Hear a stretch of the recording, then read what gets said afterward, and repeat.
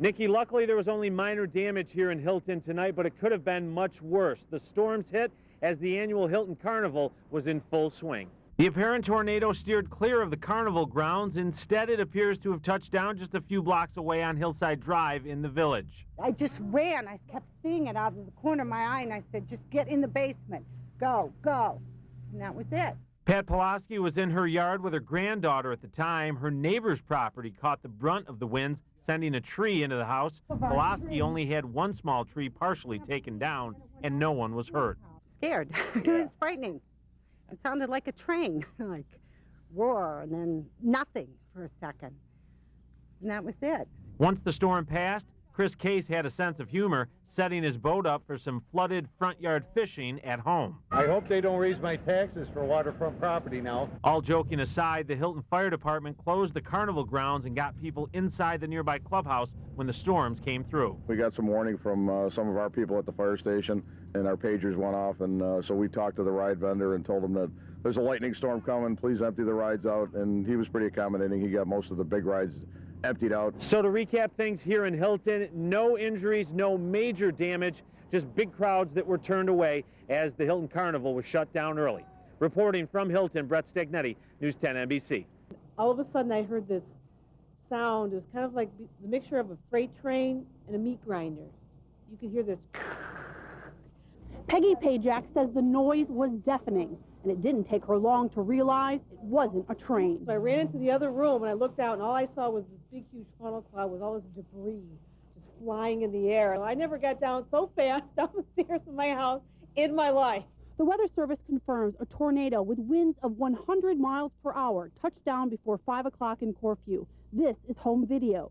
We looked out our window, and there was the tornado smack right in front of us, and everybody you could see scrambling and taking cover. Mickey Zanghai's house was in its path. Her neighbor's trampoline ended up on her house. Trees came crashing down outside. When we got the call, the first thing we did was get out of the house, and what do? You look up. And Corfu Fire Chief Brian McMorton says he feared the worst when the calls started pouring in. He has lived in this community for years and worried about his neighbors. It's scary. It's knowing that it was going to my neighbors and my neighboring towns. So I got on the radio and made sure we had warned the next town over. When it was over, nearly 30 homes had some damage, from siding blown off to windows blown out. A bunch of sheds and small barns were also wiped out. But people here say they are just grateful that nobody was hurt. I just got back from Georgia, and I'm down there, you expect that kind of thing, but here, that was wild. From what I can see, I went all around. I think that this right here was ground zero. John Prysock's property was in the tornado's path. His family business is gone. This is all that is left of his greenhouse. Shattered glass and twisted metal. Out in the back, I have a barn which is with a 76-foot long steel roof. It's completely gone, and I don't know where it went to.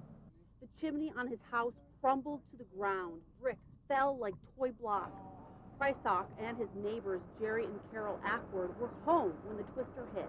I heard a little noise, and I looked out, was going to look out the window, and the window caved in on me. I just made it into the house before it happened. I could have been laying under that tree. The tornado's path was 4 miles long, 100 yards wide. Dozens of trees were uprooted, debris scattered everywhere, ending up everywhere, in the bottom of a pool and up high in a tree. Look at this. That is part of a barn. You can hear there are train tracks right nearby, so people at first thought it was a train, but then they realized it was a tornado. There was a camper parked here. The tornado picked it up, threw it 50 feet, and it landed on its side. The Weather Service says winds reached 100 miles per hour. 30 homes were damaged, car windows blown out, telephone poles snapped in half.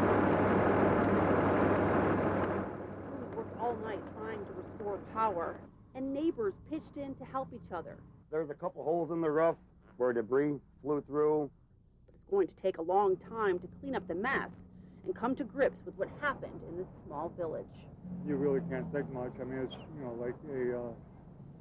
like a semi state of shock. That's all you can say.